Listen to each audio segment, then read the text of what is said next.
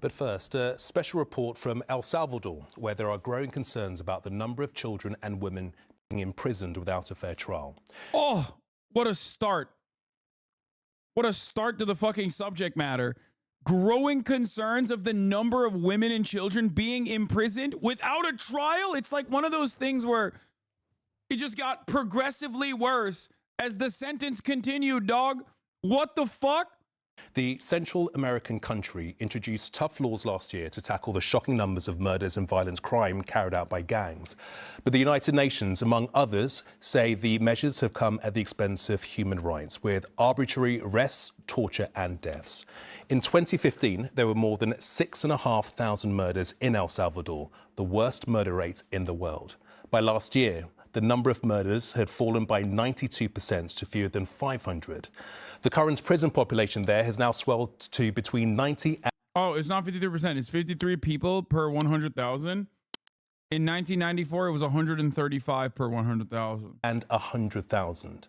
But more than 1,000 children and 8,000 women have been arrested and detained. And one investigation found only 30% of those arrested actually have links to gangs. Yo! What the...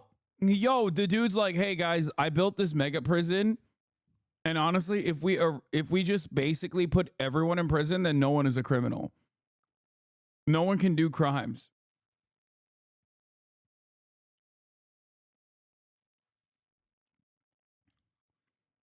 It's crazy.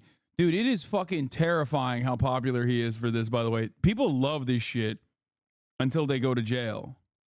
Our correspondent, Dan Rivers, travelled to El Salvador and sent this report. In El Salvador's war against gangs, there is no mercy. Inmates are treated like enemy combatants, prisoners of a war where the rule of law is often ignored. The country's new mega prison is the largest in Latin America, space for 40,000. As this footage released by the government shows, some are barely adults.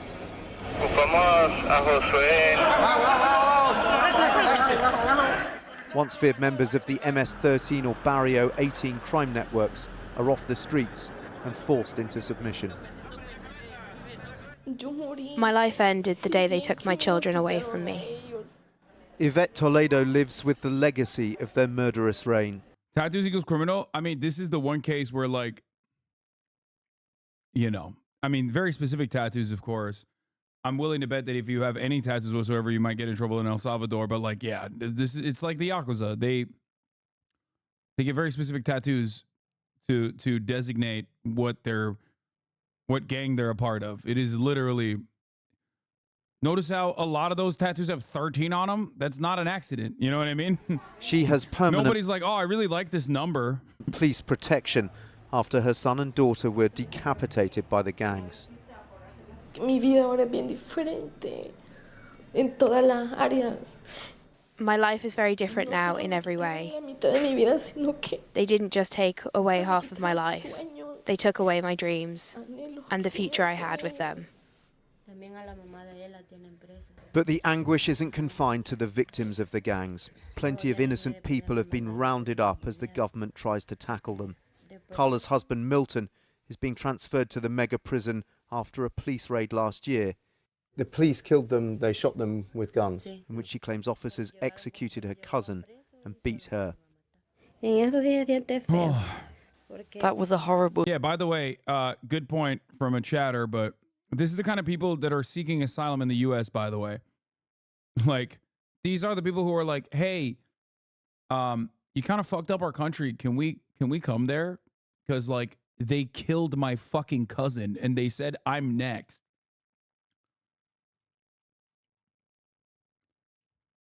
It is like, it is the most insane thing because, like, this is a gang that was directly created in Los Angeles. Okay? Straight up. They were arrested, imprisoned, done all of that. And then the American government's policy was to fly them to El Salvador, knowing what they know, having the connections that they have with America so they can have a steady flow of weapon shipments and shit like and have like direct access to the marketplace, flew them to El Salvador, did not tell the El Salvadoran government at the time that they were actually MS-13 gang members that they were shipping to the country, and just fucking flew them in. It's nuts.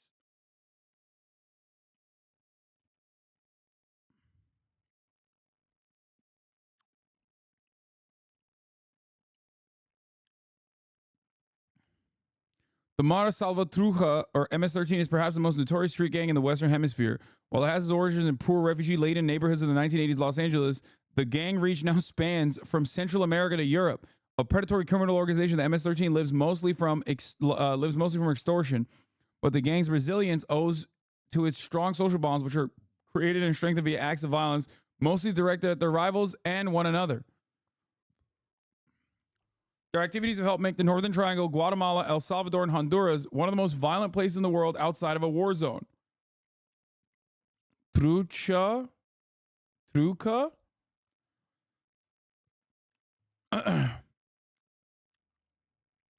Maras Salvatrucha. Anyway.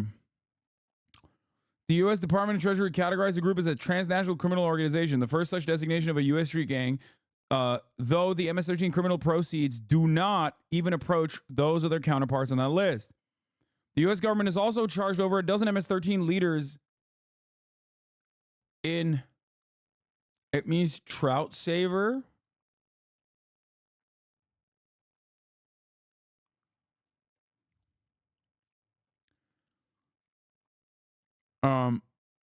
Okay. The U.S. government has also charged over a dozen MS-13 leaders in El Salvador with terrorism, marking an unprecedented escalation in the country's fight against international street gangs. The gang has suffered a near fatal blow in its spiritual home, El Salvador, following a historic security crackdown implemented by the administration of President Nayib Bukele, Palestinian, by the way, Palestinian descent, that has seen around 2/3 of his broader membership thrown in jail. History is, it was founded on poor, marginalized neighborhoods of Los Angeles. As a result of the civil wars racking El Salvador, Guatemala, and Nicaragua, refugees flooded northward. Many of them wound up in California, living amongst the mostly Mexican neighborhoods of East and Central Los Angeles, as well as San Fernando Valley. While the Mexican gangs reigned in the local underworld, the war-hardened criminals, quickly organized themselves into competing groups, the strongest of which was called Mara Salvatrucha, Stoners, or MSS. The origins of the name are still disputed, but Mara is a Central American term for gang. Salva refers to El Salvador. Truca is a slang term for clever or sharp. Salvatruca was also given the name of the locals who fought against William Walker, an ambitious businessman and a proponent of slavery from the United States who tried to subdue various parts of Central America with a small army in the 1950s. Walker, after a brief stint as the self-proclaimed president of Nicaragua, was overrun and executed by Honduran locals.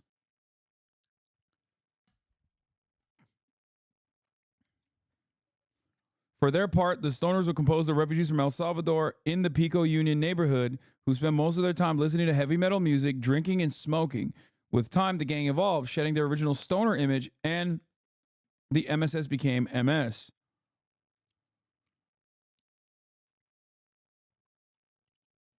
The gang's rivals took note. Conflict between the MS and the 18th Street, Barrio 18, was particularly fierce in and around Los Angeles. The fighting put the gang on the radar of officials who began to jail them in large numbers in the late 1980s and early 1990s. Inside the prison, the MS was forced to bow to another master, the Mexican Mafia, or La M, for short, whose power extended from the jails to the streets. The Mafia's umbrella, known as Sureños, included many prominent gangs and stretched into much of the southwest of the United States and Mexico. The MS-13's subservience afforded the gang more protection in the streets and in prison. In return, the MS provided hitmen and paid the Mafia regular quotas from their criminal proceeds. It also added the number 13, the position M occupies in the alphabet, to their name. Thus, MS became MS-13. What? God, MS is boring as fuck to talk about. Gonna go mainline some Fenty? What the fuck? Kaya, stop licking your arm? Why are you keep licking your... Kaya, stop it. Freaking me out. You got an issue or something? Why are you licking your arm? What are you doing? He's going to get a hot spot. By the mid-1990s, partly as a way to deal with the gangs and partly as a product of the Get Tough immigration push towards the end of the presidency of Bill Clinton, the U.S. government began a program of deportation of foreign-born residents convicted of a wide range of crimes. This enhanced deportation policy vastly increased the number of gang members being sent home to El Salvador, Honduras, Guatemala, and elsewhere. Like, half of these countries we fucked up with direct CIA intervention. Then their refugees come to America. We don't offer them any fucking pathway to like citizenship or economic help. Then they obviously go into a life of crime due to, one, deal with the other criminal entities that exist in their neighborhoods, and also because they have to resort to such means for survival. Then they take all of the information and all of the experience that they have of like, one, a lot of them are also former military members too. So remember that. They're like literally fucking dudes who either fought alongside whichever fascist entity was put into position of power or against. So they have like literal military vet experience. They come to America and then they get the criminal experience and access to a marketplace and also weaponry, an international network of criminals. Then they get fucking dumped back into El Salvador like Sydney Sweeney dumping her titties out on a fucking movie, on any movie really, without even giving knowledge to the motherfucking government. It is like it's a perfect shitstorm.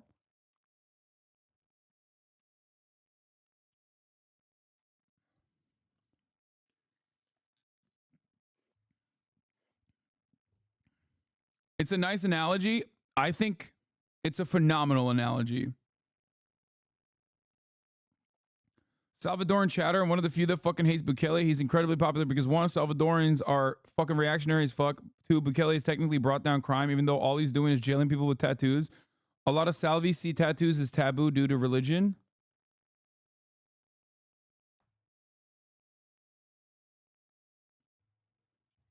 That felt like a microaggression against what? Ladies with big hoo-has? Like, what the fuck?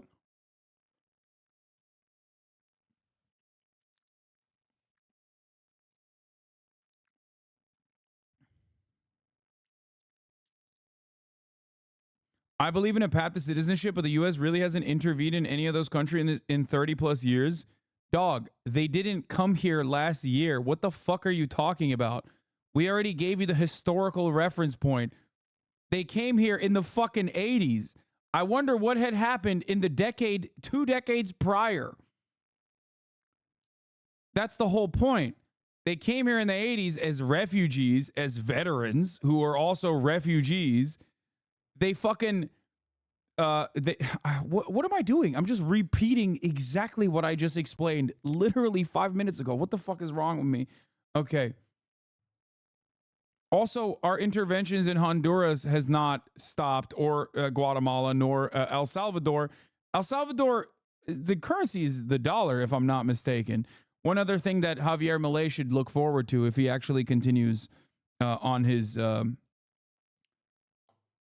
wonderful journey of dollarizing Argentina. No, it's not actually Bitcoin. The currency, the original currency was the dollar. They still trade on the dollar. They have Bitcoin, but nobody fucking uses Bitcoin. Don't be delusional. You physically cannot use fucking Bitcoin on simple purchases. That would be insane. Crypto maximalist, dude.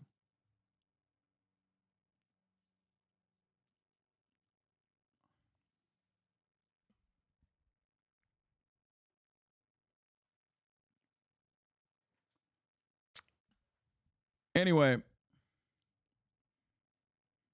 by the mid-90s, partially as a way to deal with the gangs, Bill Clinton shipped them off.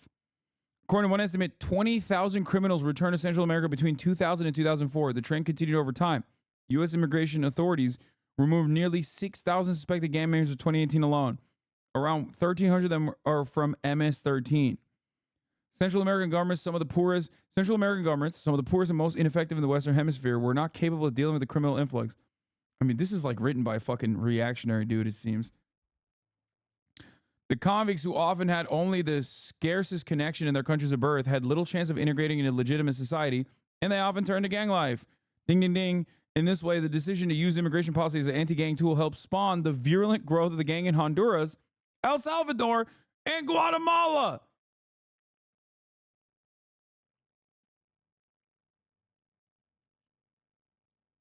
Oh, Central American government, some of the poorest, nor were they properly forewarned by U.S. authorities, by the way, which is the most important part. Can you imagine being like a poor-ass Central American nation, like in the throes of dire economic circumstances and constant conflict, and they just, again, dump out 20,000 fucking hardened veterans that now also are a part of an international criminal network with a direct way into the American marketplace? They dumped them like Sydney Sweeney's juicy titties. They dumped them out. This ain't Euphoria. They did a Euphoria in El Salvador. Like, surprise. It's not tits. It's fucking 20,000 criminals. Okay. The convicts, who often had only the scarcest connection, the MS-13 principal activities vary a great deal from one region to another. This is my streamer, bro. I'm getting banned. You haven't even seen Euphoria? I don't have to see Euphoria to know that Sydney Sweeney dumps out her boobs in it. This is why I can't recommend you to coworkers. Oh, I'm sorry. Do they not like jokes, or do they not like jokes specifically about Sydney Sweeney's boobs? I'm sorry, guys. I watched SNL as you did too, so I don't know why you're like, what do you mean? This should be on all of our minds. It's certainly on mine. The crimes, such as extorting bus companies, are arguably more disruptive on a daily basis to more people than any other criminal activity in the region. In the United States, MS-13 focuses on local drug sales and protecting urban turf to extort small businesses and underground bars. Anyway, they do like international human trafficking, stuff like that. They're also notoriously very violent, like more so than even other gangs. Like the decapitation and stuff like that. They're like they are like the cartels in that way.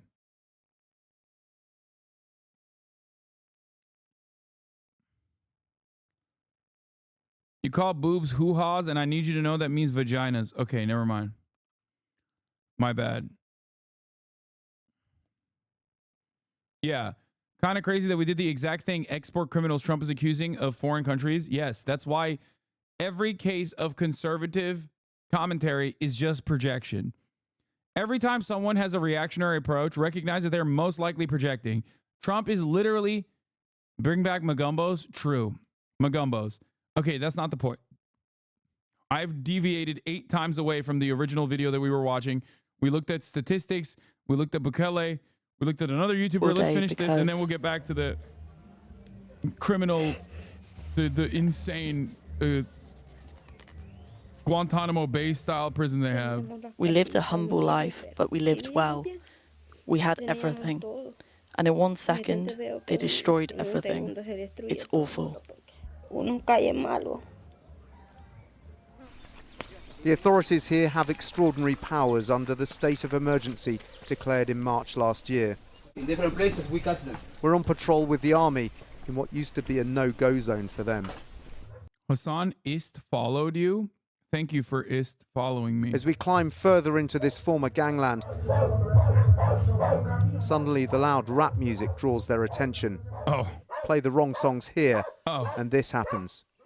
The teenager seems to know the drill. They check him for tattoos. This seems like a good way to deal with this. Even on his scalp. This used to be one of the most dangerous areas in El Salvador, but now, as you can see, the army are very keen to show us they're in control. Normality is returning here, but it's been imposed down the barrel of a gun. At night, the police patrols are even more risky. We're following a so-called rapid intervention raid on one of the poorest neighbourhoods. Dark alleys and nervous residents as the police move through. Here, officers arrest an alleged gang collaborator. They won't tell us what evidence they have against this shopkeeper, but they admit he'll be sent to prison and will wait months for a trial. Yeah. Y'all think this shit's good, dude? Again, the original video started with women and children are being locked up in increasingly higher rates without any evidence whatsoever. And then they also snuck in that 70% of those incarcerated have no evidence against them as being an active participant in MS-13 or any of the gangs.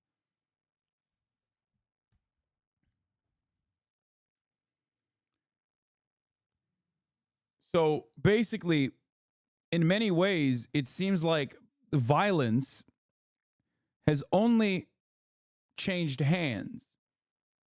It went from anarcho-capitalist ass criminal elements to the single unitary monopoly on violence holding state with very little paperwork associated with the actual conduct too. They're not like, yeah, minus 40% crime rate, but plus 40% crime rate of police. Being young and male here. Because here's the other problem. Remember, if the modus operandi before this government is working with gangs because either A, you have no other fucking outlet, like you have no other way of making money, or B, because you've been extorted or threatened into working with the gangs, you're fucked. Like there is no way of like approaching the situation. You're basically just doing a dragnet. One of the chatters pointed out that if you live in those areas, you are probably 100% indirectly related to one of those gangs. Yes. Is a risky business. The findings of our investigation show only 30% of those that have been detained under the state of emergency I laws support have getting any criminals and their associates off the streets. Yes, bro, because you live in America, dumbass, and you're probably a white guy living in Connecticut. So you have no, like, this would be akin, and I'm probably only going to reinforce your bigotry here. This would be like if the American government went into like every black neighborhood and arrested every black person. Okay, which I suspect you would also be in support of. Like, gangs are not the answer, bitch. What happens when you don't have anything? Also, the government is acting like a gang now. You know what I mean?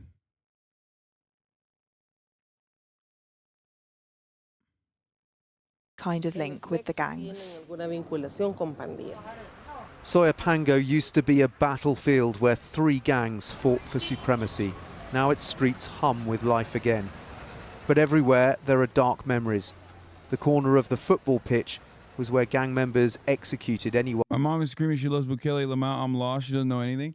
I mean, dude, I get, by the way, this isn't like America at all. This is one instance where I do kind of understand why there's so much reactionary sentiment towards any kind of criminality. If you're El Salvadoran expat, if you're literally living here and you're descendants of refugees who are Salvadoran themselves, or if you are directly still connected to El Salvador and have been victimized by constant, unrelenting gang violence, then yeah, you're going to have a very reactionary approach to that sort of thing until the government decides you are also connected criminally to the gangs. In which case, it seems like you would probably want some fucking paper trail, right? You would want like a little bit of legal grounds to be able to be unlawfully detained, it seems. In which case, you're not going to be so happy when that happens. You know what I mean?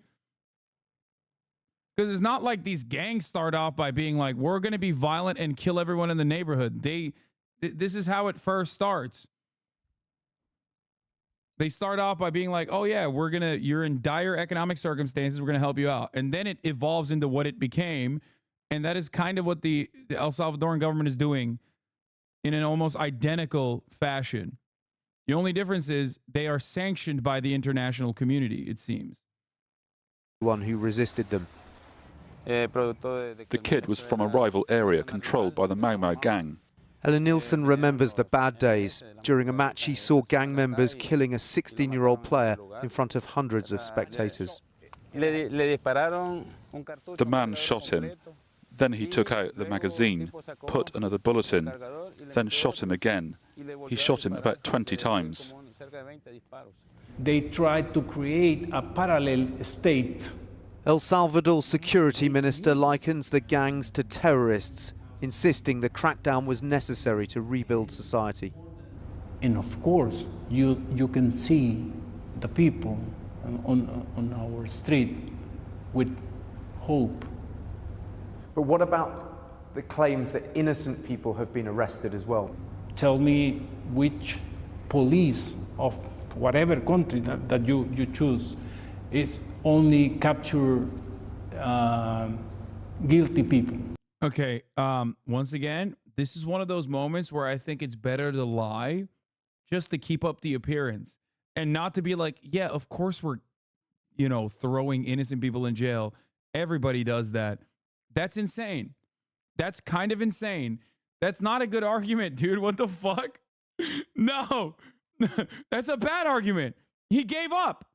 He conceded and went, no, you. He's not a prison abolitionist, chatter. He is the guy. He is the fucking jailer.